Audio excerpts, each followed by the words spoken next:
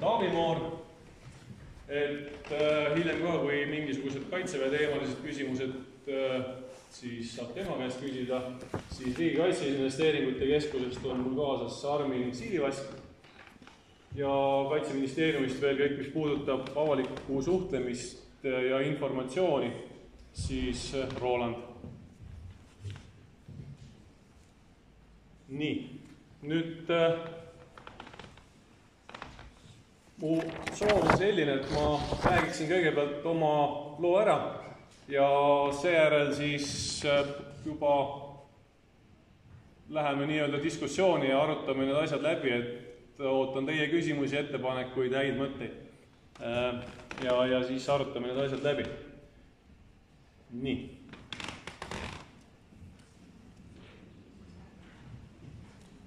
Nüüd see üldine kava on selline, et me räägime, mis see kaitsevöönd on, mis on see meie põhjendus, et miks Eestil seda vaja on, miks me seda teeme.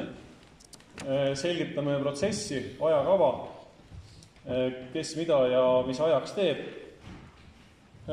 Kust kohast saab projekti kohta sellist infot lihtsasti kätte ja käime üle siis peamiselt sellised küsimused, mida siiamaani on küsitud. Ja siis läheme juba diskussiooni juurde. Nüüd, mis see kaitsevöönd on? Jah, me peame seda vaatama nii-öelda suuremas võtmes ja tegelikult ka Eesti võtmes.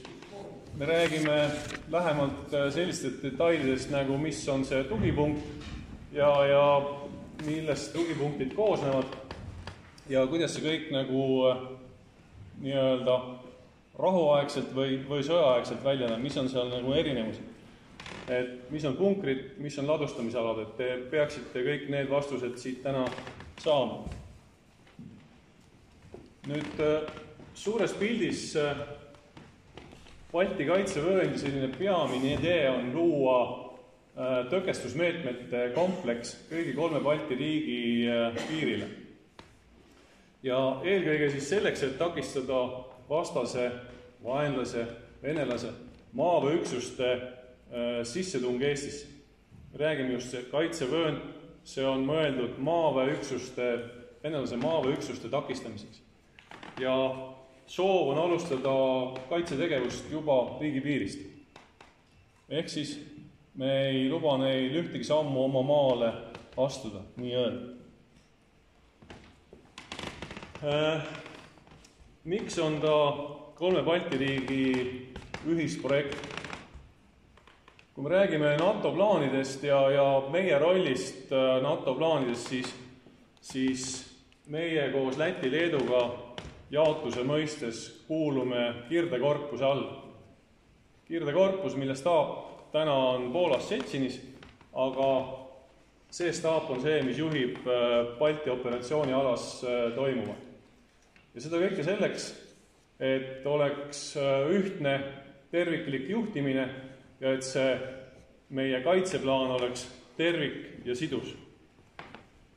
Nüüd vaatamata sellele jah, et on nii-öelda Balti-ülene projekt, siis tegemise mõistes on igal riigil selle oma vastutus. Ehk siis selle Balti kaitsevööndi Eesti osa teeb valmis Eesti ise. Ja miks see nii on? Sellepärast, et meie geograafilised tingimused on lihtsalt piisavalt erinevad. Kui meil rohkem kinnist maastikku, leedukatel rohkem sellist avatud maastikku ja lätlastel midagi vahepealset, siis see ka kaitsevööndi ehitamine on natukene erinev. Seetõttu igal riigil on siin ehitamise tarbeks oma vastutus. Nüüd, kui me räägime Eesti plaanist, siis see on võib-olla rohkem selline üldine selgitus sellest, et kuidas kaitseväes planeerimine nagu toimub, mis on see peamised alused. Nüüd, eelkõige hinnatakse kindlasti seda, et kes on meie vaenlane, mis on tema võimekused ja mis on tema tõenäolised tegevused, kui ta peaks siis Eestit ründama. Nüüd meil hinnangu järgi ja tegelikult ka ajalooliselt on üsna selgelt välja kujunenud kaks sellist rünnakusuunda. Kirdesuund läbi seal Narva ja selle maakitsuse ja kagusuund. Jah, need on sellised ajaloolised sõjateed ka olnud. Nüüd oma tegevuste planeerimisel me vaatame veel lisaks, või tegelikult ka vaenlase tegevuste planeerimisel me vaatame ka lisaks seda, et mida olemasolev maastik või keskkond siis võimaldab. Ehk siis tuvastatakse, kus on need looduslikud takistused, milleks võivad olla siis sood, metsad, jõed, kõik sellised asjad. Vaadatakse, kus tekivad kitsaskohad liikumismarsruutide mõistes ja kus tekivad siis võtmealad, mis on kasulikud nii meie kui vaenlase plaani jaoks. Ja kõige selle info baasilt on plaanis siis ehitada nii-öelda tugipunktide võrgustik, mis moodustabki selle kaitsevööndi. Jah, tugipunktidest ma räägin kohe natukese aja pärast. Ja kõige selle eesmärk ongi tegelikult hästi lihtne. See on vaenlase maaväe pealetungi seiskamine ja alustades juba nii vara kui võimalikult riigipiirist. Nii, nüüd minnes detaili jah, et mis see tugipunkt on. Me räägime Eesti kontekstis sellisest asjast nagu kompanii tugipunktid. See on põhimõtteliselt selline koht, kus üks jalaväekompanii suurune üksus teostab kaitset. Jalaväekompanii, see on umbes 150 meest või 150 võitlejat, ütleme siis niimoodi. Ja selle kaitsevööndi mõistes on nende ülesanne iga kord seesama seiska vastase liikumine selles kohas, selles suunas.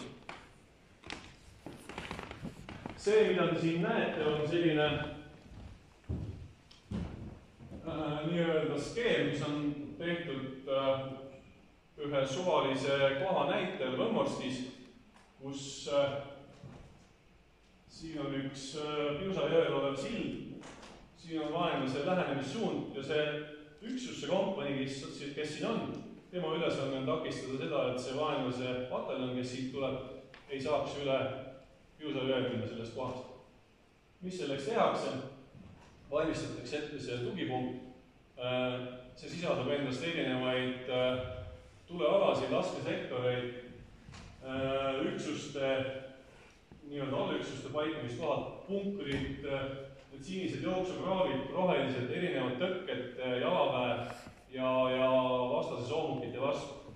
Kõik selle eesmärgiga, et see vastane ei saaks siit üle jõe liikuda. Nüüd, see on see, kuidas see teoreetiliselt näeks välja siis, kui üksus on saavutanud täieliku lahinguvalmidus. Ehk siis kõik traat, tõkked, kaevikud, punkrid, kõik on valmis. Nii et ollakse valmis siin siis vastasega võitlema.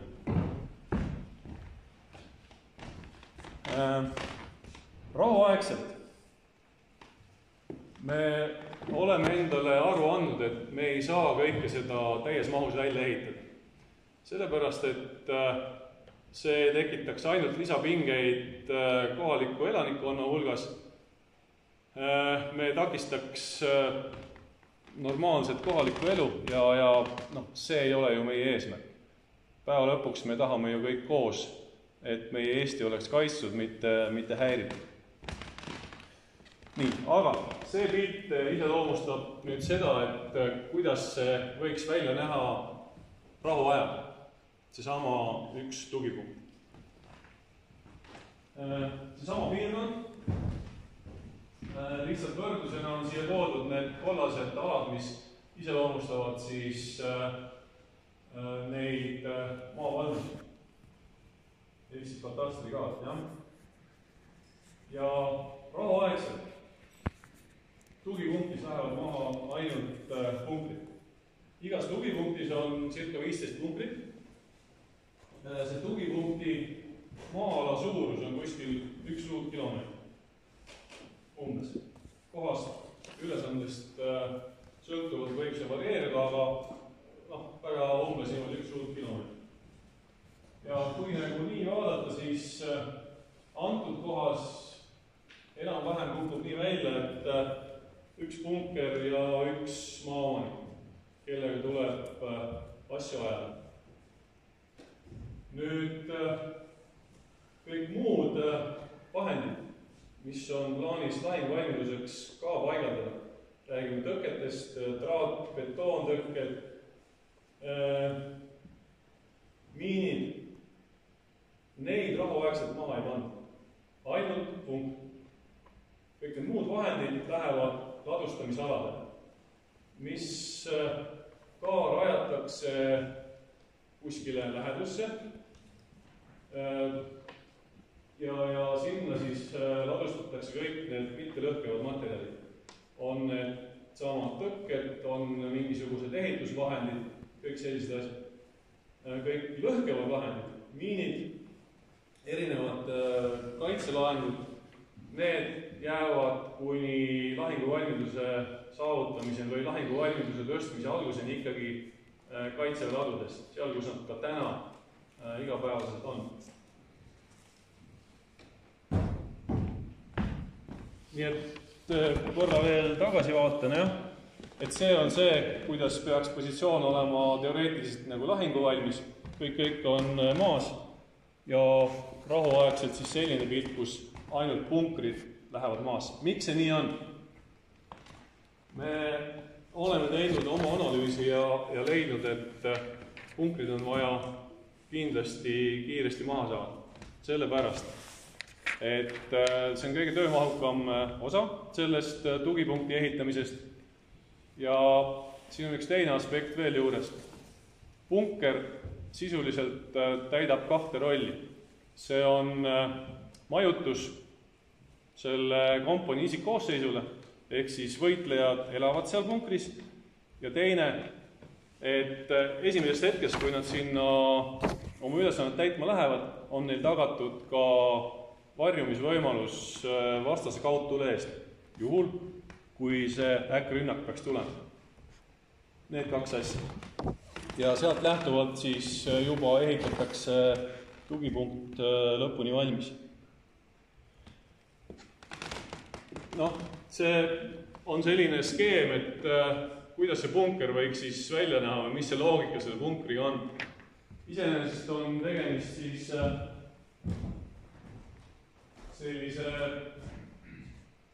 täna veel päris täpselt ei tea, kas ta tuleb betoonmoodul-lahendus, selline karp põhjapinnaga kuskil 35 ruutu või tuleb ta mingisugune plastikust lahendus. Erinevaid pakkumisi oleme näinud ja me ära otsustame mingi hetk.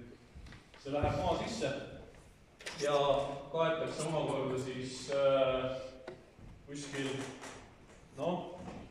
kui punker läheb täiesti maasse, siis sinna tuleb peale kuskil 1,5 meetrit killukaitsekihti. Ja selle eesmärk on siis see, et juhul kui seal varjunud isikkoosseis või see punker peaks samal ajal saama suurtükiväe mürsust tabamuse, siis nendega midagi ei juhtu. Ja arvestus on see, et see punker peab vähemalt vastu pidama 152 millimeetrisele suurtükiväe mürsule. Nii. Aga nüüd see olulisem küsimus vast, et miks me seda teeme. Täna on see projekt eraldi tõusnud päevakorda sellepärast, et julgeolekuolukord meie regioonis on üsna nadi. Et me teame, mis toimub Ukrainas ja nii mõneski teises Venemaa naabruses olevas riigis. Ja kogu see Venemaa käitumine oma naabritega ja nende retoorika selles osas, kuidas nende soov on ikkagi oma impeerium taastada, siis see meid kuidagi nagu ei julgusta rahulikult nende kõrval elama. aga meil ei ole minna ka kuskile. Nüüd kindlasti on arvestatud Ukraina sõja kogemusi ja ilmselgelt tegelikult vaadates seda nii ühelt kui teiselt poolt on see elu seal näidanud, et sellised lihtsad elementaarsed tõkestamisvahendid on need, mis aitavad venelase kõige sellist tähtsamat lahinguvälja instrumenti nagu soomustatud manööverüksused, neid seisma saab. Jah, raketid lendavad üle kaitsevööndi, nii on, aga rakettidega riiki ei valluta. Sa võid küll moraali lammutada, aga riiki ei valluta, selleks on vaja ikkagi sõdurit ja neid tanke, aga need me hoiaksime nende meetmetega piiri taga.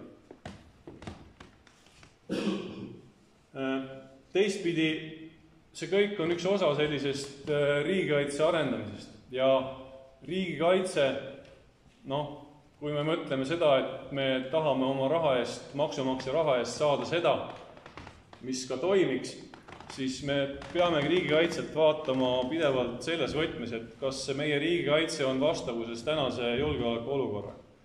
Ja mida me siis saame teha, et see oleks võimalikult hea ja võimalikult efektiivne. Siin tuleb veel mängu üks nüanss, mis on nii-öelda kohene valmidus astuda ohule vastu ja esmane enesekaitsevõime. See esmane enesekaitsevõime on hästi oluline aspekt, kui me räägime nii-öelda NATO-st ja kollektiivkaitsest. Et kui me ei suuda seda esimest sammu teha, et võita see esimene lahing, mis annaks aega liitlastel kohale tulla, siis see kõik muutub küsitavaks. Nii et eelkõige peame olema ka ise tublid.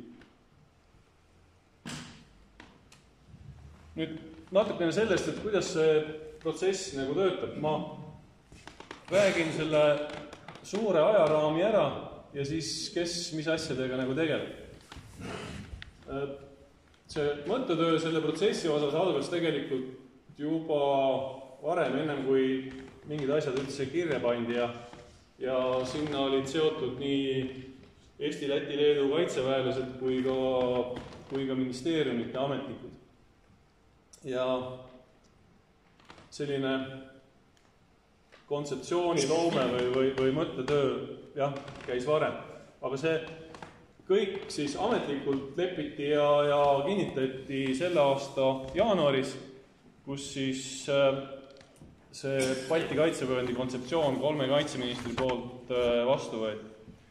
Ja sealt edasi läksid mingisugused tööd nagu edasi käima. Nüüd ajalistest asjadest olulised praegus tegutsevad nii-öelda 3 erinevat ametkonda või ametit. Kaitseministeerium, rohkem selline koordineeriv roll, kaitsevägi tegeleb planeerimisega, ehk siis kuidas see sõjaplaan välja näeb ja Riigikaitse Investeeringute Keskus tegeleb nende asjadega, mis on füüsilised, mis peaksid siis maasse minema ja mis puudutab ka erinevaid nii-öelda maakokkuleppeid. Nii et tähtsad asjad siin on see, et kaitsevägi jõuab oma plaaniga valmis kuskil aasta lõpuks. See tähendab seda, et siis me teame, et tugipunktide asukohad tulevad sinna ja punktid lähevad nendesse kohtadesse. Sealt saab informatsiooni ka Kaitseinvesteeringute Keskus, kes hakkab seeläbi suhtlema maaomanikega ja tegelikult ka tootjatega, et kuhu need asjad siis ehitada. Nii et 25. aasta alguses tahame me ehitustöödega alustada, et hakata punkreid maasse panema. Nüüd kogu selle väljatöötamise ja projekteerimise käigus läbivad punkrid ka katsetused. Me tahame seda teha kuskil mais-juunis ja meil on ka üks väike selline plaan, et kumbagi operatiivsuunda, ehk siis nii Kirdesse kui Kagusse, panna mõned näidispunktid, et inimesed saaksid tulla ja vaadata, mis asi see on, kuidas ta välja näeb või kuidas teda siis süüa. Et tegelikult selleks, et pigem võib-olla mingit hirmusi maha võtta. Nii. Aga ma annan vahepeal sõna ka Kaitseväele. Kaitsevägi räägib, kuidas nemad seonduvad protsessi ja. Kaitseväe esindajana siis saan öelda, praegu käib planeerimisprotsess väga piltlikult. Kokkuvõttes käib siis selliselt praegu, et mängitakse läbi erinevatel juhtimistasanditel erinevad stsenaariumid, ennetamaks ka hilisemaid küsimusi, alates rakettidest, lennukitest, droonidest, kuni maismaarünnakuteni, mihukesed stsenaariumid meie maastikul ja millised eesmärgid vastasel võiks olla. Neid stsenaariumid tuuakse erinevatel tasanditel palju. Seejärel luuakse neile vastu meiepoolsed võimalikud vastupeigud, kuidas neid ohte minimaliseerida, ära hoida. Ja seejärel võrreldakse neid asju risti, kuni me aasta lõpuks suudame selgitada, et nendes maastikupunktides maismaarünnaku seiskamiseks on need kõige sobivamad alad, mille peaksime kinni panema, et vastane ei saaks kiiresti Eesti territooriumi edeneda. Ja niimoodi see meiepoolne kaitseväe. Aitäh! Erkiki poolt väike selgitud ülevaade. Ja, tere! Ettevalmistavad tegevused, nagu te mainitud, et on väga algstaadium. Tänasel päeval me veel ei tea täpselt, kuhu nad tulevad. Aga informatsiooni juures, mida ma saan öelda, et kindlustuselemendid, okastraat, niinimetatud draakonihambad, et need sobivad need samad asjad Kaitseväele, kasutamaks Balti kaitsevööndis, mida on varasemalt kasutatud, et asume neid hankima, siis kindlustuselementides punkrid, mis nüüd peaks vööndis, kaitsevööndi tugipunktidesse maha rajatama, et need nüüd mõnevõrra erinevad varasemalt kasutatutest, et kaitseväelastega on nüüd nende punkrite tehnilised kirjeldatud paika saadud ja koostööpartneritele prototüüpimiseks edastatud. Loodetavasti juba eelpool mainitud mai lõpp, juuni saame punkrid katsetama asuda. Ja siis valitakse see, mis enim ilmselgelt peab nende katsetele vastu pidama ja ka tehnilistele kirjeldustele vastama.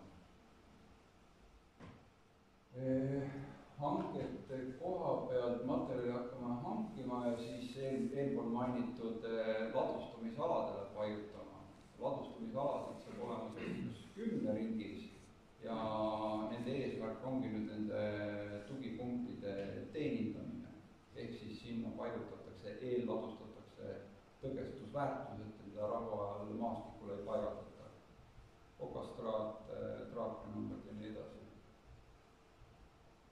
Nii, maa küsimused. Et nüüd, kui aasta lõpuks, järgmise aasta alguseks on tugipunktide asukohad selgunud ja sealt tulevad ka nende punktide asukohad, et siis Kaitseinvesteeringute Keskus personaalselt võtab iga punkri alla jääva maaomanikuga ühendust. Et siin varasemalt vist ka läbi käinud, et kuskilt internetist või ERR-i uudistes ei ole mingit kaarti tulevikus ei saa olema, kus on nende kõikide punktide asukohad. Ja kõikide maaomanikega soovime siis kokkuleppe saavutada, võttes arvesse võimalikult palju maaomanike isiklikke soove. Kokkuleppe saavutamiseks on peamiselt 3 varianti kogemuspraktika põhjal. alustame siis kõige vähem levinust enam levinud poole.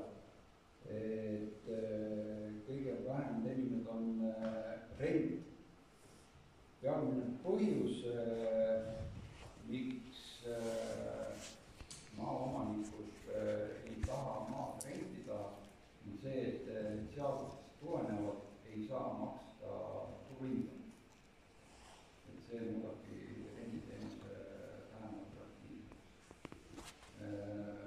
Teine variant kokkuleppe saavutamiseks on vahetus. Vahetus toimuks laias laastus väärtuse vastu. Ehk siis sama sihtotstarbega maatüki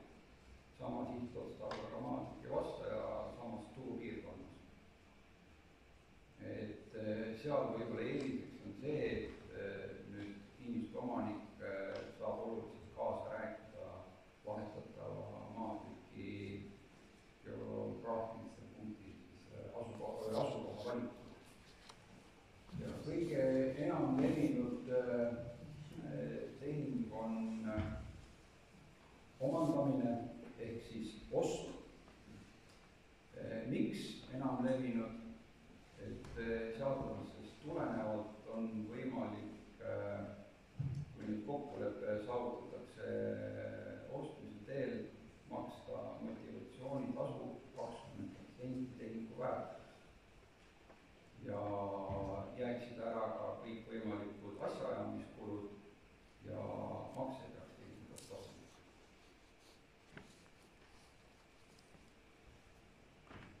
Ja minu poolt ette kõik. Aitäh!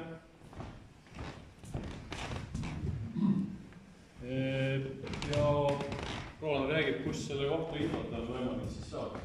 Olen Roland Murafel, Kaitseministeeriumi kommunikatsiooniosakonna ja nattevadeteid. Räägin paari sõnaga, et kus siis selle projekti kohta jooksvalt infot saada. Üks kõige esmaspäevane allikas on kahtlemata sellised rahvakohtumised nagu täna siin. Ma loodan, et need, kes veel ei võtnud, et seal lava peal on ühed infolehed, mille saate omale pärast koju kaasa võtta, et infot on üksjagu palju ja kõik ei pruugi meelde jääda. Kui nüüd ikkagi kõigest sellest ei piisa, siis just nende rahvakohtumiste eel oleme üles pannud oma koduleheküljele eraldi saki Balti kaitsevööndi jaoks. See peaks olema 2 klikiga leitav, võite selle üles pildistada, aga usun, et koduleheküljest peaks see ka lihtsasti leitav. Mis seal siis üleval on? Kõigepealt sarnane info see, mida me siin täna teile jagame. Lisaks siis need rahvakohtumiste ajad ja mis kõige mahukam hetkeseisuga on see KKK ehk nii-öelda korduma kippuvad küsimused. Seal juba hetkeseisuga meil on 30-40 küsimust, mida kaitsevööndi punkrite, ladustamisalade ja tugipunktide kõige selle kohta küsitud on. Neid küsimusi 30-40 tükki seal on ja vastused on siis ka neile juurde pandud.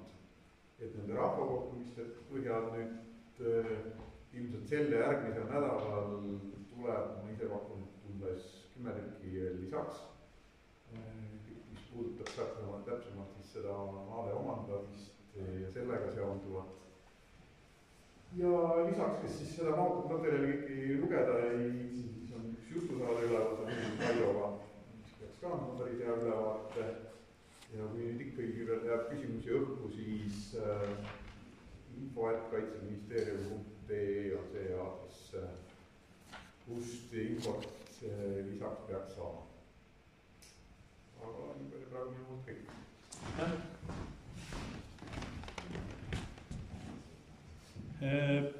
Käiks võib-olla nüüd, mul on 2 slaidi siin nende küsimustega, mida on juba küsitud ja käiks need üle ja ühtlasi annaks ka neile vastused.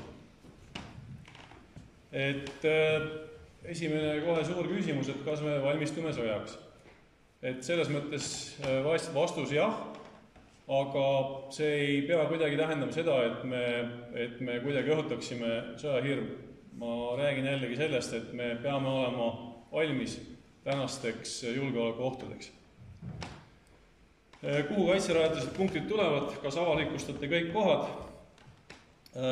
Punktide asukohti me veel ei tea, see selgub Kaitseväe plaanist ja see saab valmis aasta lõpuks. Punkrite asukoha kaarti, nii nagu ka eelpool öeldi, me tervikuna välja ei riputa, ehkki ta ei ole selles mõttes päeva lõpuks nagu saladus, jah. Nii et vastasvõistkonnale me olukorda liiga lihtsaks ei tee. Kas kaitsevööndis hakatakse harjutama, kas on oodata müra? Kaitsevööndis iseenesest ei ole plaanis hakata harjutama.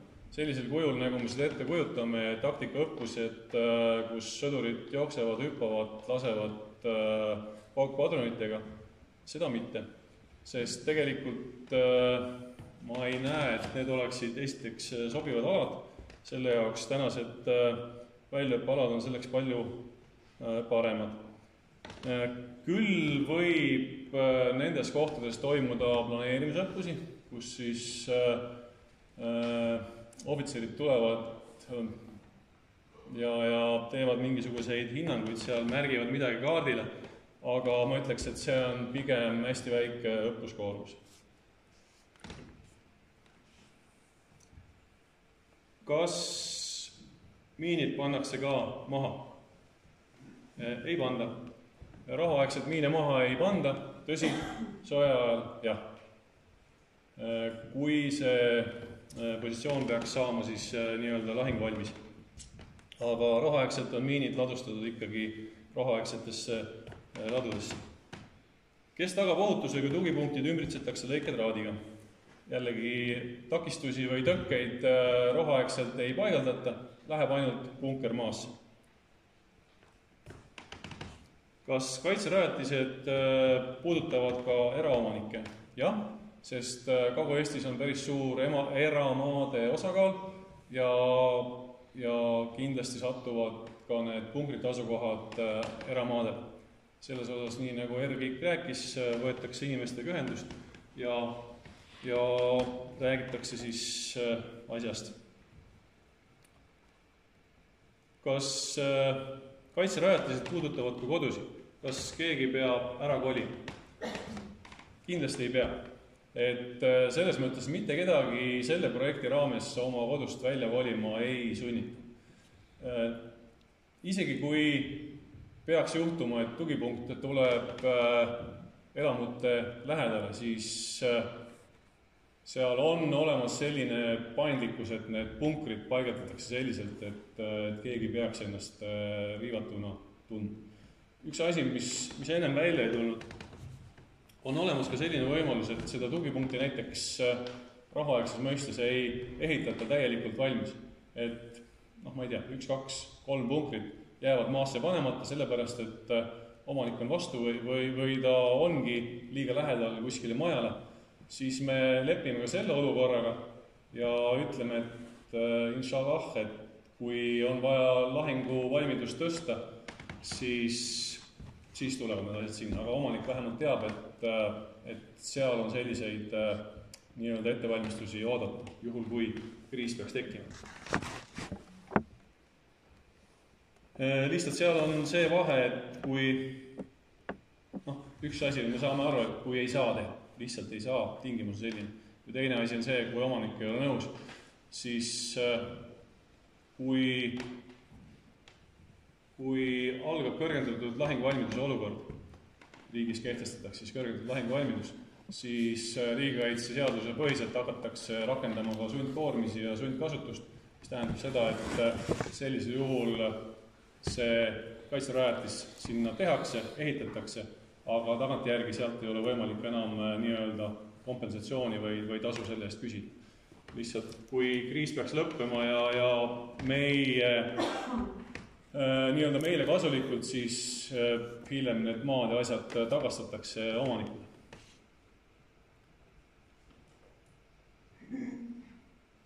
Nii. kas viljapõllud kaevatakse üles ja maaharijad jäävad enda sissetuleku allikast ilma? Ei, selliste maatulundusmaade peale tugipunkte pigem ei rajata. Ja see ongi see koht, nagu ma ka ennem mainisin, et seal jäävad siis asjad vajadusel ootele.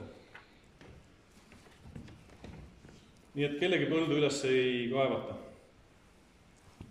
Kompensatsioonist ma ei räägi seda, rääkis Armin ja kui kellelgi on selles osas küsimusi, siis saate pärast veel üle küsida. Kas piiriäärseid alasi hakkavad edaspidi ilmestama betoonpunkrid ja teetõkked? Ei, sest pigem kui me räägime punkrist või sellest varjumispunkrist, siis ta näeb välja pigem ju selline, jah? Nagu siin, nagu need maakeldrid. Aga see on midagi muud, kui kuskil Prantsusmaal Maginot liini vaadates või kus on need tänagi nähtavad kõrged suured punkrid. Meil kindlasti midagi sellist ei tule. Pigem on need punkrid sellised, mis sulanduvad maastikku ja on rohega kaetud. Kas kohalikud saavad varjumiskohti ise ka kasutada? Et siin peab vaatama asja kahest aspektist, et varjumiskohana, et selleks, et varjuda siis ka vaenlaste kaudtule eest, siis siin ei ole nagu selles mõttes pointi. Suure tõenäosusega on tehtud ettevalmistavad tegevused ja sõjapiirkonnast või lahingutegevuse piirkonnast on inimesed juba selleks ajaks evakueeritud, kui see kasutamise vajadus peaks tekkima. Nüüd teine asi on see, et mitte varjumiskohana, aga ma ei tea, keldrina, ladustamiskohana. Põhimõtteliselt on see võimalik, kui see on osa kokkuleppest. Et me kuidagi teistmoodi ei saanud, et teie maade peale tuleb näiteks punker, ütlete, et ma maad müüa ei taha, ma kompensatsiooni ei taha, aga ma tahan seal sees hoida oma, ma ei tea, kartuleid ja me leiame, et okei, me muud moodi ei saa, siis olgu, diil.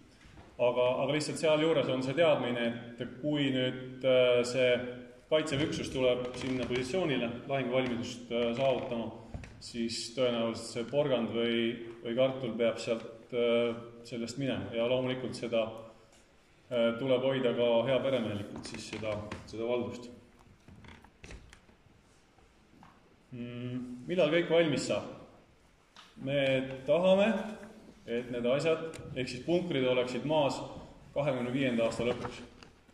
See on ambitsioonikas plaan, seal võib tulla tõrkeid, et see läheb venima, aga me teeme nii kiiresti, kui suudame.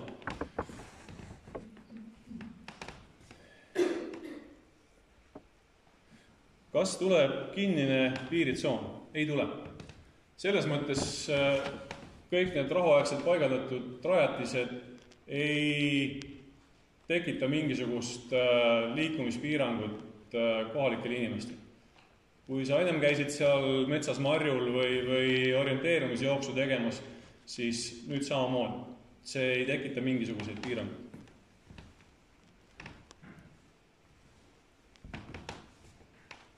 Kas tegu on valmis moodulitega?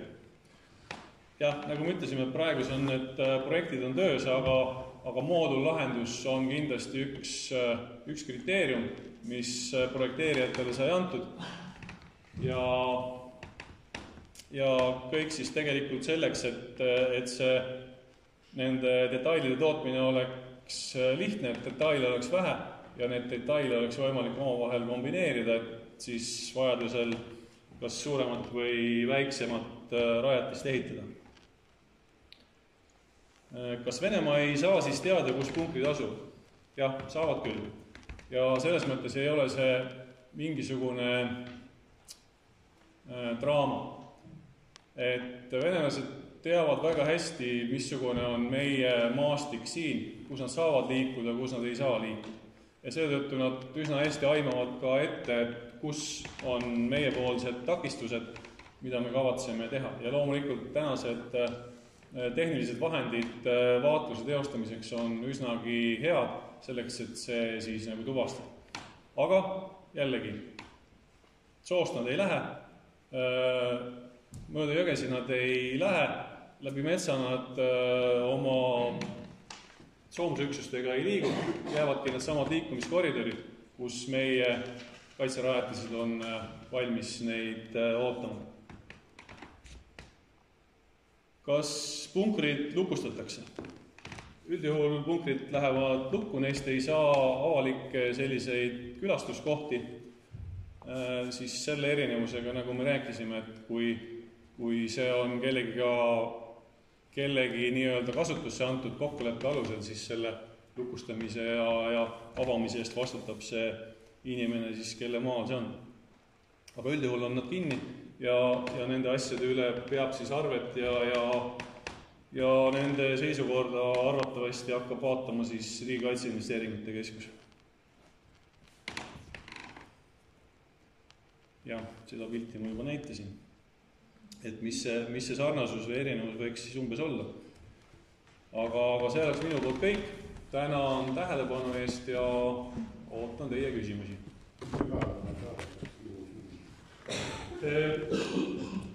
See mängib rolli ka see pinnavee tase, eks ju? Ma näen, et kui need käiku juhul lähevad, mitus korda, et seda ei ole. No ta ei saa olla pinnaveest madalama. Et ta peab... Inimesed tuleb veel probleemid. Et kui... Ei, ma ei... aru saada. Aga selles mõttes kõik need ehituse asjad me nagunii koordineerime valla ehitusspetsialistiga, ega sealt me saame ju taasta info. Ja kui öeldakse, et nüüd siia ei saa, et see on vaja kuskil siia või sinna pool nihutada, siis need võimalused on alati olemas. Aga kas on teada, on see 4 meetrit või 2 meetrit, midagi kiir? Ta läheb ikkagi pigem 2 meetrit maa sisse ja siis tuleb see kiht peale. Aga kui pinnavee tase on piisavalt kõrge, et me ei saa ta 2 meetri peal panna, äkki peab ta minema meetri peal, lihtsalt siis tuleb see kuhil natukene kõrge. See sõldub aastaajast ka natukene. Ja, aru saada. Me hakkame kaitsma võimalikult esimesest meetrist. Et mis on siis see tsoon, kas see on kuni 5 meetrit, kuni 5 kilomeetrit, 10 kilomeetrit, 20 kilomeetrit? Ehk siis kuidas me teame, kas see puudutab kuidagi ka meie maa osas või mitte? Aitäh küsimuse eest, et jah, oluline küsimus, kui me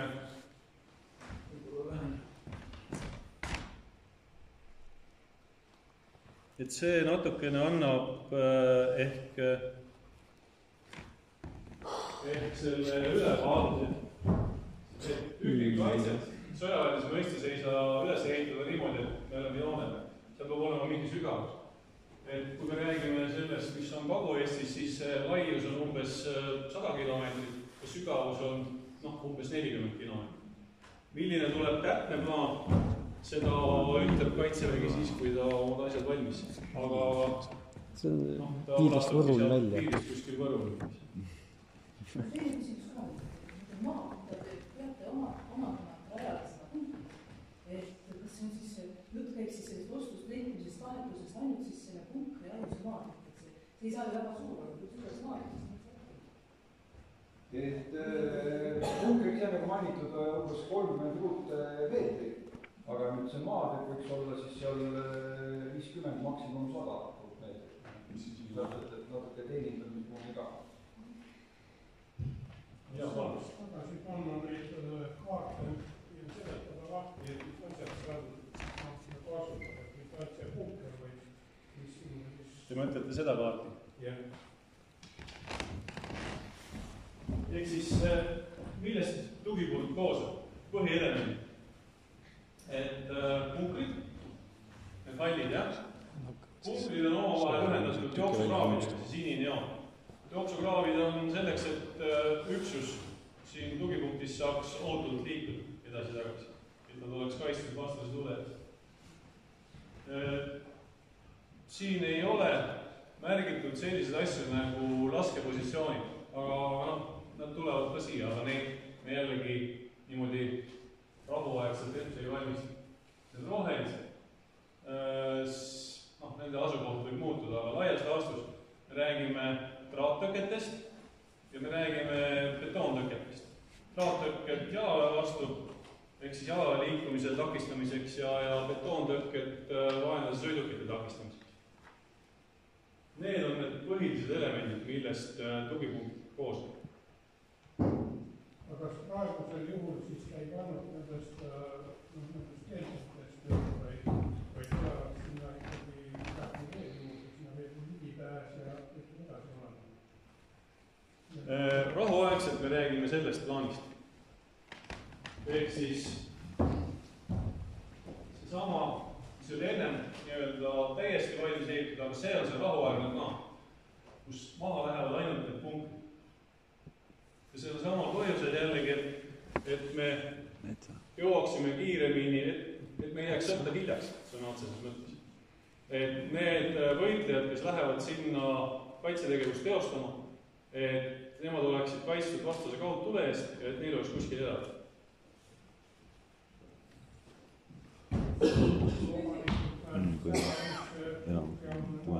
Õige. Aga näiteks ütleme, kui see punkti asukoht on näiteks metsamaa, et on see võimalik, et see võib olla sellise vanema metsamaa all ja sinna ligipääsud üldse punkrisse? Selles mõttes see on väga, väga hea küsimus, et toome lihtsalt näiteks, see on nagu metsa peal, jah? See punker. Punker ei pea olema nulltolerantsiga paigas. Punkrit saab nihutada, ma ei tea, 10, 20, 30, 50 meetrit siia või sinnapoole. Ja näiteks kui see punker on praegu märgitud jah siia, siis teda on võimalik nihutada sinna, kus ei ole näiteks mets.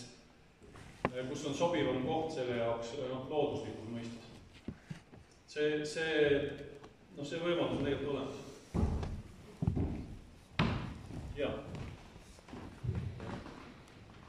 Võib-olla me teame, et riik on oma otsuse teinud, et punkreid paigaldada siia ja kindlasti kui tõenäoliselt on ka mingi riigi kaitseministeeriumide keskusele küsimus, et kui minnakse siis nende kinnistu omanikega läbirääkimisi pidama sinna, et võib-olla käiks nagu praegu nagu enam-vähem ikka läbi, et siin on kinnistu omanikke päris palju ja et mis see täpselt või enam-vähemgi nagu endast võiks kujutada.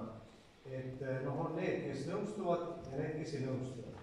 Aga need kinnistu omanikud, kes siis on nõus, et nende maa peale võiks siis tulla see punker, et kuidas siis seal, mis siis seal nagu toimuma hakkab, et üks küsimus on see, et kuidas siis seal need tööd teostatakse, kuidas neid teid seal kasutatakse, kelle teedest minnakse läbi, millal siis võib-olla need, kuidas ta siis ka kompenseeritakse need võib-olla tee rikkumised ikkagi seal ju võib selliseid asju ka tulla ette ja võib-olla ka nende teede kasutus, ka kohalike omavalitsuste teede kasutus, et mis nendest seal nagu saab, sest kindlasti ka nendel punkritel tuleb ka mingisugune hooldus, ikka käiakse ka ju vajab nagu seal nagu ülevaatamist, et mis nagu inimesed võiks nagu siin nagu kuulda, et võib-olla nagu seda nagu kõva häälega läbi käia, et jah, aitäh. Et kui rääkida punkrite hooldusest, siis ennatlikult on kriteeriumites paika sätestatud see, et peaksid olema üsna hooldusvabad. Ehk siis ei idane, ei mädane on seal kohal ja kui tal kasutust ei ole, siis lihtsalt aeg-ajalt tuleb käia ja sild peale panna, et kas ma ei tea, ust ei ole lahti murtud või mingid sellised asjad. Et võib-olla, mis puudutab ehitamist, äkki pioneerid võtavad siin sõna. Ehitamine selles suhtes valdavalt tulete teed äärde, kogu see asi tuleb liikumiskoridoride äärde, me räägime kusagil 500 meetrit mingisugusest sõlmpunktist teest, keskne metsa sisse. Ja kui ehitamine, siis põhjavett arvestades kui sügavale ta läheb. Päris põhjavesi on pinnaga tasa, siis me peame ehitama maa peale. Ja peamine, miks me peame maa peale või katma, on siis see, et tegelikult tagab selle kaitse. Et see betoonkuppel ise või see betoonelement tagab selle, et ta püsib komplekssena aastakümneid, aga see kaitse selle mürsu eest tagab siis selle pinnase sisse ehitatud hajutuskiht, et see kineetiline energia ära ei.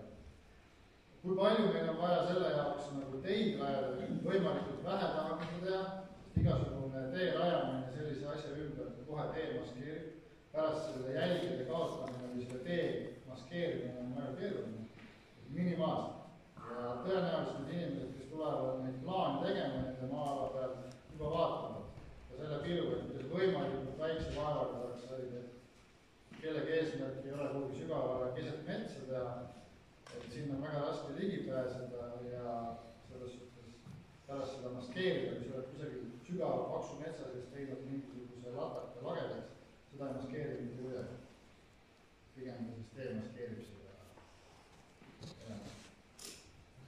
Lihtsalt võib-olla see asi ka, et hoiak on kindlasti see, et kui me ajame kuskil Euroopat sisse, siis need saavad ka korda tehtud. Kui me rikume tee ära, siis tee saab korda tehtud, et me oma järel mingisuguseid purustusi maha ei jätta. Ja see punker või punkrid, kui nad nüüd saavad maasse, siis et nad saavutavad mingi aja jooksul ka sellise esteetilise välimuse, et see rohe sinna peale kasvab. Mis need jooksukoridoorid? Jooksuraavid. Mis need nüüd tänapäeval praegu enne seda maaomanikele kaasa toovad? Mitte midagi. Aga inimene tahab näiteks ehitada sinna, jagame krundi ära, lapsed ja teisele pole maja. Teil on nüüd sinna planeeritud jooksukraad, kas ta ikka saab sinna selle maja panna või oma päikesepaneeli või mis iganes? Ja, see ei sega mitte midagi. Need asjad rajatakse viimases hetkes ja nendel on ka see paindlikkus olemas. Et, kuidas ma nüüd ütlen? Et täna ei keela teil keegi sinna seda oma asjade ehitamist, olgu see päikesepark või lapse mänguväljak. Keegi ei hakka sellise takistusi tegema. Lihtsalt teate seda, et jah, teie seal krundi kõrval või teie piirkonnas on see tugipunkt. Võib-olla on juba mingid punkrid ka maha pandud. Teate seda, et mingi hetk võidakse sinna need kraavid taga, aga see on ainult seotud siis kaitsevalmiduse tõstmisega. Ei, neid kraave ei tule sinna lihtsalt. Need tulevad viimasel hetkel. Ja teda maastas nagu ei. Kas see elektriliini veetakse seda? Ei veeta. Tekitatakse valmiduspunktitesse, et oleks võimalik elektri- ja sideühendused luua, aga tugipunkte endid elektriga ei varustata. Et sellel on nagu point, et üldjuhul on nagunii üksused varustatud, ma loodan, generaatori võimekusega, et oleks võimeline ja juhul, kui on töötav võrk lähedal, siis võetakse sealt, aga eraldi liine sinna tugipunktidesse vedama ei hakata. Missuguse piirangud võiks see punkri ehituskinnistu omanikule tuua? Ma tahan metsaaiga, näiteks punker on seal lähedal, ma tahan maja ehitada kuhugi võib-olla punkrile lähemale. Missuguse piirangud see kinnistu omanikule tuua? Jah, me peaksime mõnest asjast ausalt rääkima selles mõttes, et kui see tugipunkti projekt saab valmis ja näiteks mingisugune, ma ei tea, metsanurk omab seal tõkestamisväärtust, siis öeldakse see ka sellele omanikule, et seda metsanurka ei tohiks siis raiuda näiteks. Aga siis peaks ju selle maha koos punkri jaoks oma näiteks välja ostma. Ja, aga sinna peaks kõigepealt jõudma. Et enne seda tuleks näha seda kompaniülema plaani, kus ta ütleb, et võt nii ja võt naa. Ja siis me saame hakata omanikuga neid asju arutama. Et ei ole välistatud, ma tahan seda öelda. Jah. Mul on selline küsimus, et kelle oma see nagu on olema, kas siis kaitseinvesteeringute keskus või kaitsevägi, kes on hiljem selle punkti olema? Ma mõtlen selle, mina näiteks, mul ei ole kahju kaitseväele, rendiks seal jälle seda maa. Aga hetkel, kui Putini surnud sõjamängimine läbi, et võib-olla ma tahaks seda maad tagasi. Et ei oleks siialgi seda olukorda, et riik ühel hetkel otsustab, meil punkreid vaja ei ole, et riik müüb näiteks kellelegi kolmandale esitada. Et nagu vallas omanikule tagasi, kui ta vaja ei ole. Sain ma õigesti aru, et justkui siis tekib mingi vallasvara teie maale ja kellel on mingi kolmas omanik. No teoorias on võimalik. Ei, ma saan aru, erastada kõik punkrid. Ma usun, et ma praegu spekuleerin, aga ma usun, et sellisel juhul riik pigem vaatab teie kasuks. Et kui riik ütleb, mul seda punkrit enam vaja ei ole, siis ta laseb teil ta erastada või kuidas me seda nimetame.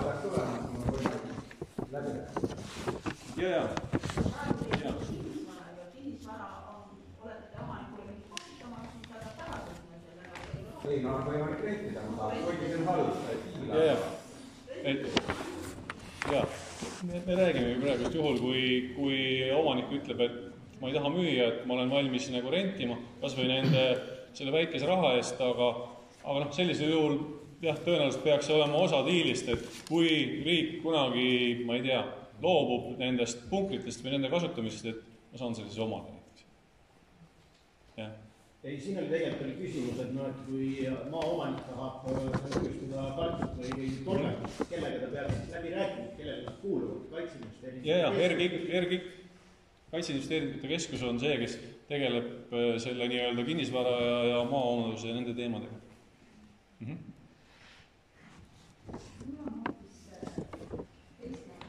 Jaa.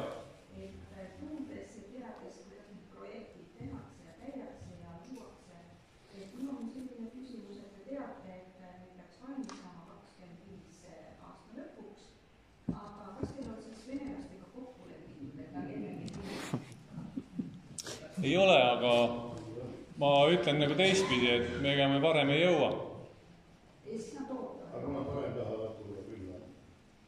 No aga mis me siis teeme, kui nad varem tulevad? Siis me tegutseme sellelt pinnalt, milleks me täna valmis oleme. Ja seda ma... Riigikogu on keegi teada, mis juba ette seda, sest ma nime Hästi, lepime selles mõttes nagu kokku, et me räägime kaitsevööndist ja me ei räägi mingitest muudest teemast. Jürgen Ligi ka teab. Jürgen Ligist ma ei tea midagi. Aitäh. Kas kellelgi on veel küsimusi?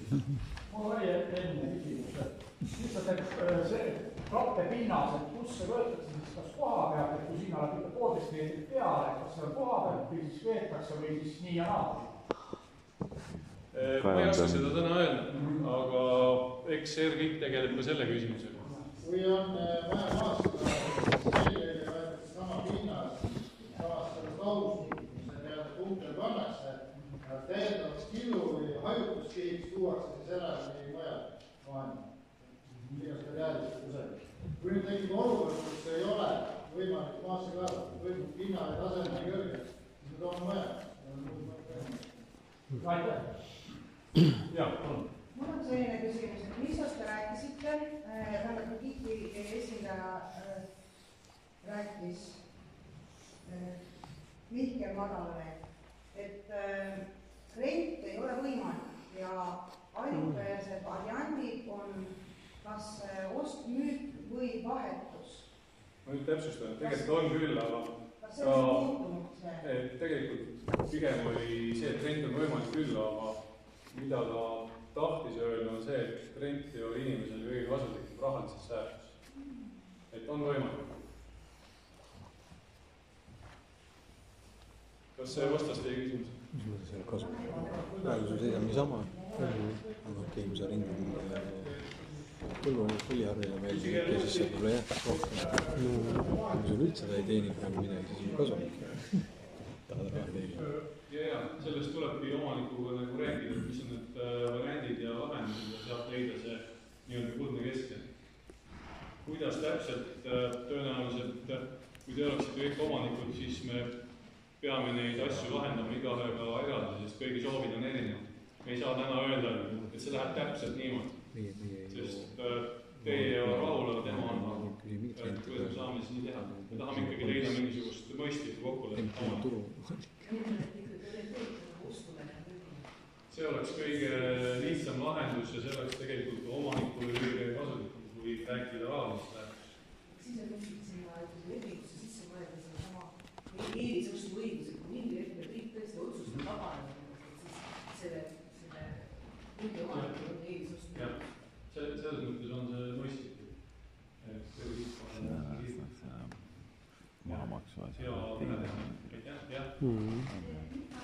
täpselt nagu maaväärtused. Kaitse-eelarvest ja see on osa riigieelarvest. Me täna oleme hinnanguliselt arvestanud, et kuskil 60 miljonit on see, mis läheb asjade ehitamine, aga siin võivad tulla täiendavad kulud, tõenäoliselt tulevadki ja see on praeguse arvestamisel, mis puudutab maade omandamise teema ja siin võivad olla erinevad lahendid. Nii et see maade omandamise raha on siis planeeritud sinna 60 miljoni sisse? Ei, lisaks sellele. Võimalik.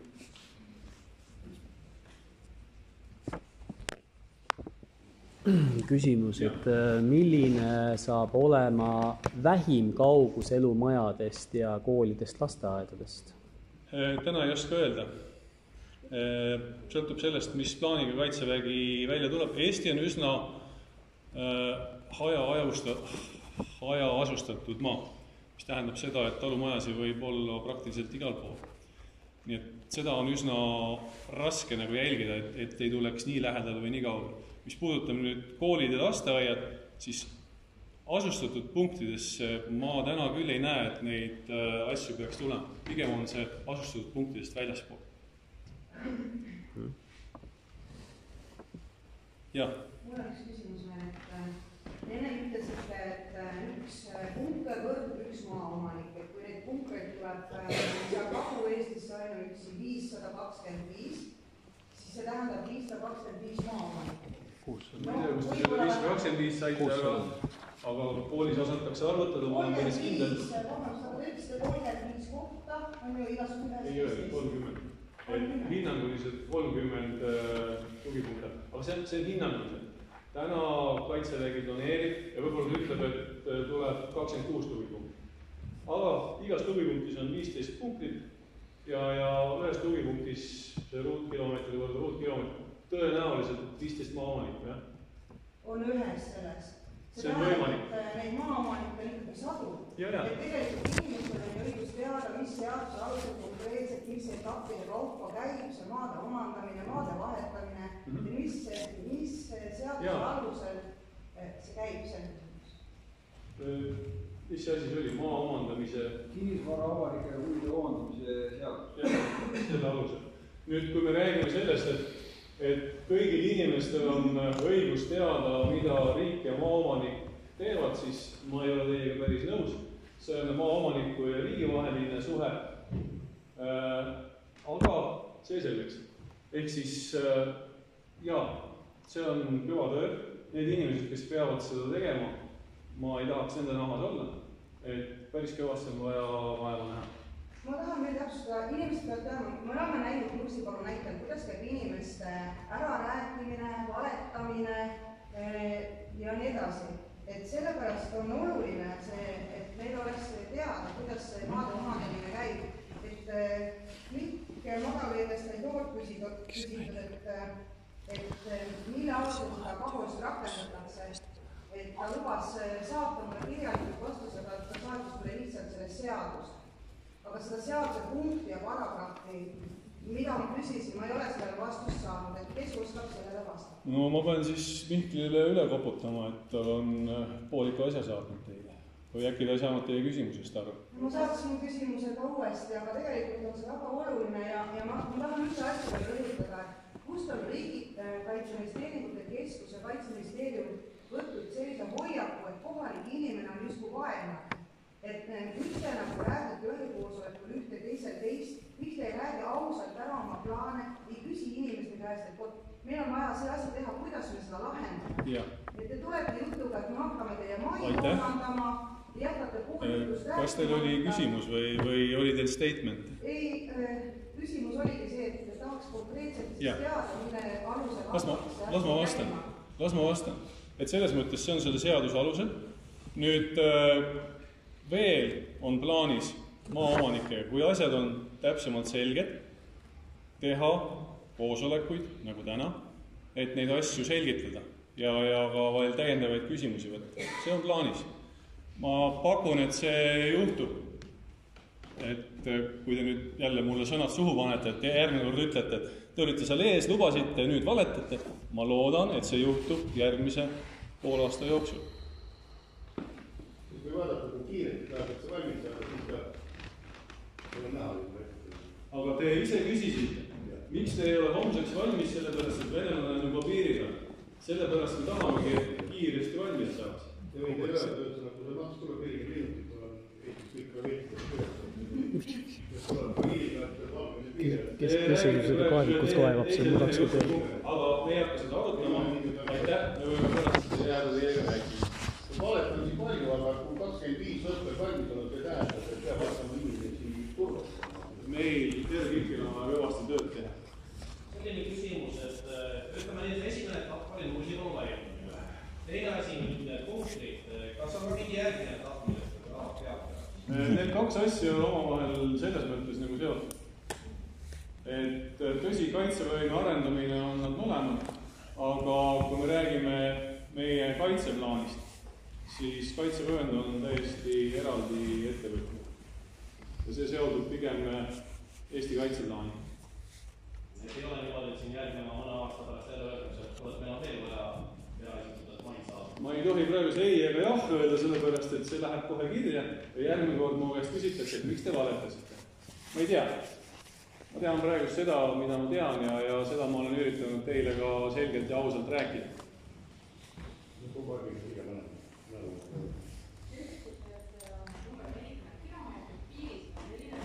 Orienteeruvalt, jah, hinnanguliselt.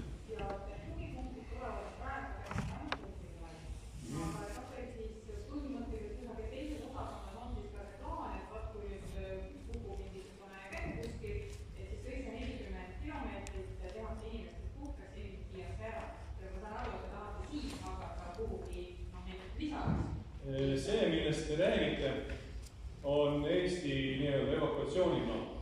Aga seda ei ole tegelikult kohaliku omavalitsuse kuhugi aga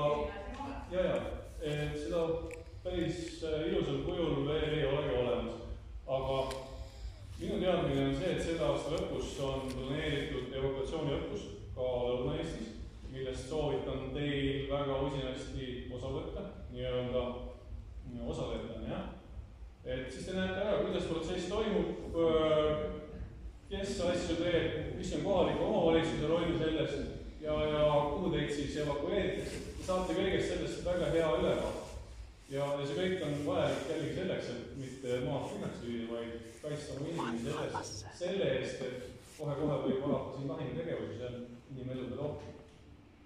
Aga nende asjadega tegeletakse ja julgustan vallavanemad ka kohaliku Kaitseliidu malevaga selles osas rääkima ja küsida, et kuulge, ole hea, et maleva peal, tule räägi meile, mis need evakuatsiooniplaanid siis on, et me teaksime. Aga kindlasti kõiki KOV-e hakatakse selles osas lähiajal koolitama ja neil nendest asjadest rääkima. Te ütlesite siin välja ühe huvitava lause, et on planeeritud see õppus, munaseks see planeeritud on? Aasta lõpp. Ma praegu täpselt ei tea, kuna ma ise seda läbi ei vii, aga 5.–6. oktoober. Jah. Nii et see peaks nädalavahetus olema. Kui kellelgi parasjagu kartulit ei ole vaja keeldesse panna, siis saab õppusel. Väga hea võimalus, jah, aitäh. Selle evakuatsiooniõppuse poole pealt võib öelda, et me tegelikult eelmisel aastal näitasime Võru linna ja Võru vallaga koostöös selle evakuatsiooniõppuse läbi, see oli algusest peale punktis, mis peab omavalitsus tegema, mis peab Päästeamet tegema, mis peab Kaitseliit tegema, tegelikult siin on see asi nagu läbi mängitud küll kohalikul tasandil, aga lihtsalt ma tean, et Kaitsevägi tahab nagu 5000 inimest ütleme välja kokkuleppele, kuidas see protsess nagu Kaitseväe poolt välja läheb. Ma saan aru, et etteheide oli pigem see, et kohalik inimene arvas, et ta ei tea.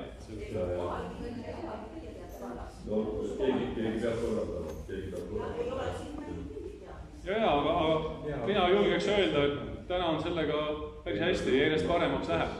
Et kõik, kes vaja, teavad ja eks see teavituskampaania, kõik, mis sellega kaasas käib, see on omaette teema, et kuidas siis kõiki teavitada. Öelda palun ausalt, mis oli juttu kinnistute omandamisest, rääkis see teine artikli, kes Missos oli esindaja, mitte tänane, rääkis kinnistute omandamisest. Et kas nüüd täna räägitakse, ja pärast rääkis seal ka 100 meetri omandamisest, öelge, kas te välistate või ei välista, et mõnel puhul on siiski võimalik ka terve kinnistu omandada, näiteks metsad ja muu asi, et siis oleks et eelistus on, eks ju, ainult punktialune maa, aga kui maatükk on selline, nagu ta on, siis tõenäoliselt on mõistlik rääkida tervest maatükist, et sinna ei ole mõtet mingit 1/3 järgi jätta. Jah, see on jällegi osa sellest, et tuleb sisse vaadata ja mis see tiir siis saab täpselt olema. Jah. Jaa, palun. Täpsustuseks seda, et praegusel juhul pannakse need punktid koosisse, millal see järgmine etapp tuleb, millal, kas see tähendab seda, et enne tulevad sõda, õige. Keegi midagi keegi. Selles mõttes kõik on õige, et rahuaegselt tahame ainult punktid maastama. Jällegi selleks, et juhul, kui eelhoiatus tuleb, et nüüd hakkab asi pahasti minema, et me jooksime võimalikult kiiresti need positsioonid valmis ehitama. Kõik muud asjad on ootel. Ja kui sõda ei tule, siis need kunagi midagi enamat maha ei panna. Nii et jääme lootma sellele, et midagi muud ei ole vaja maha panna.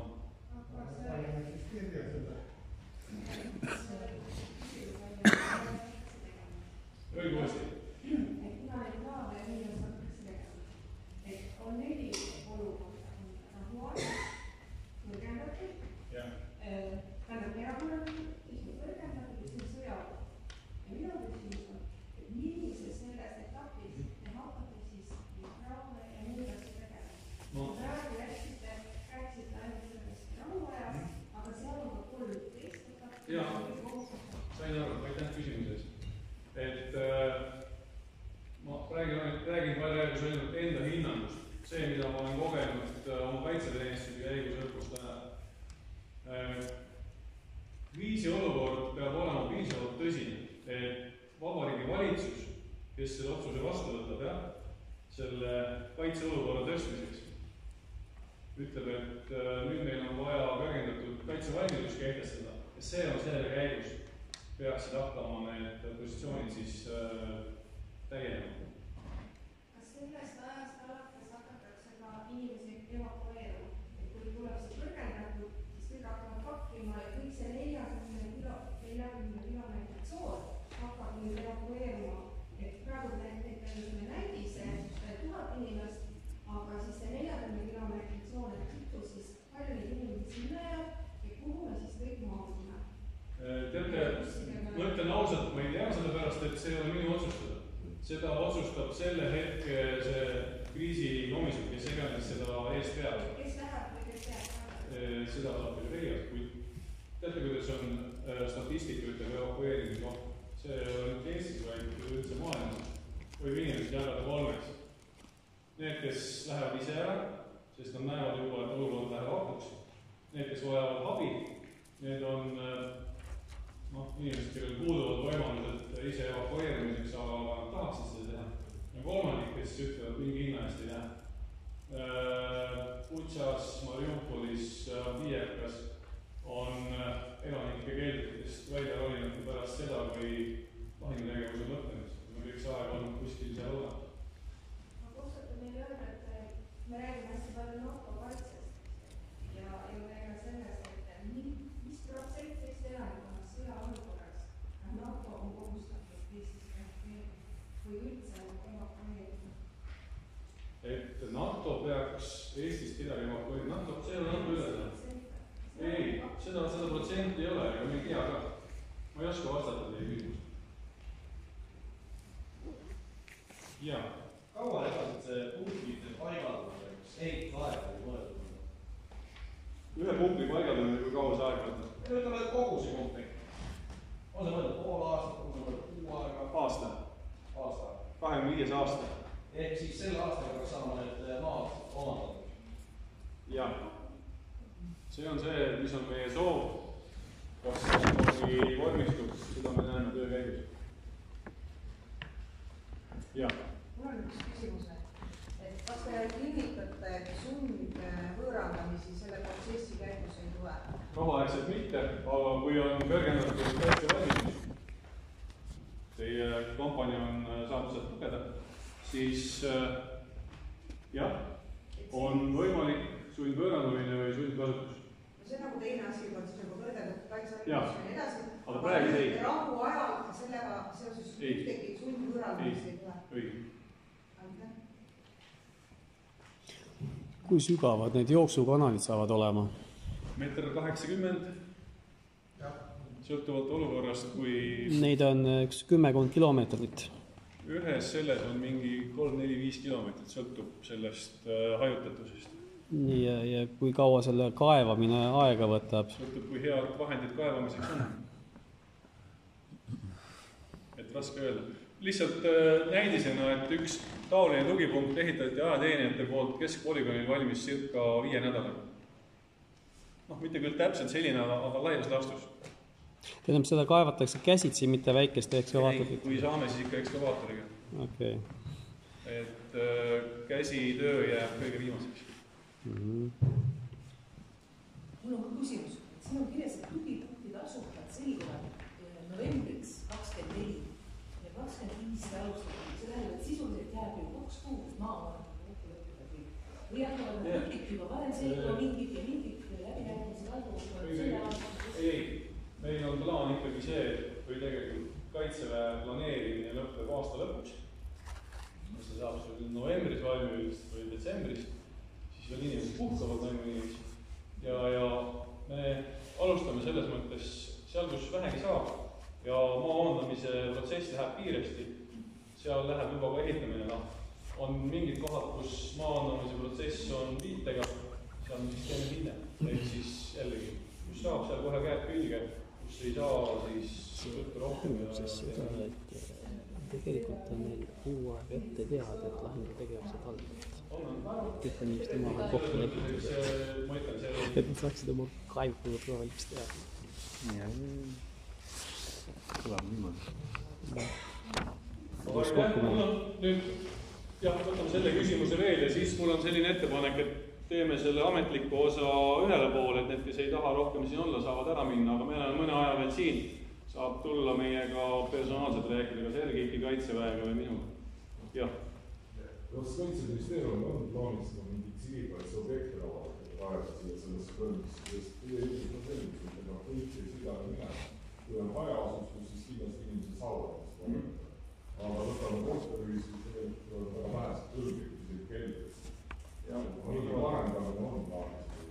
Kaitseministeeriumil ei ole ja kui nagu selles mõttes võtta riigivalitsemise kohapealt on see üldse Siseministeeriumi ülesanne tegeleda varjumiskohtade, nende kaardistamise kõigi sellega. Ei, jah.